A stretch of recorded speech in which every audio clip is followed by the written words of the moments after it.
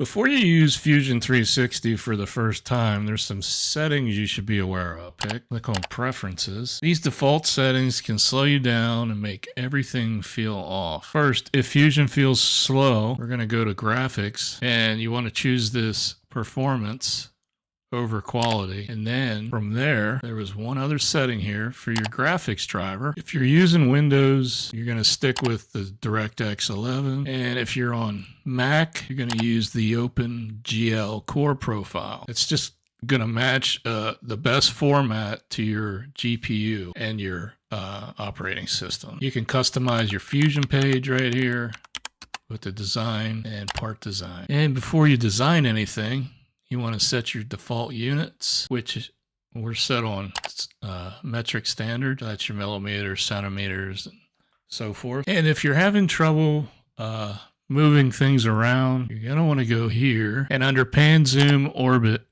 you're just going to choose a different program variation to make it easier with your mouse or your trackball. I use a trackball, and this Tinkercad one works perfect, but it may not work the same for you. So that's up to you. And then you're going to click OK.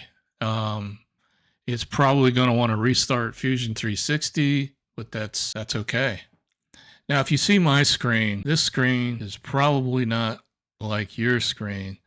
And you can go down here to your display toolbar and just change the environment. I have it on Infinity Pool. Try this river. You got this darked out one. I might keep it on that one for now. Anyway, that's the top 3 settings and a little something extra for you. Thanks for watching, and we'll see you in the next one.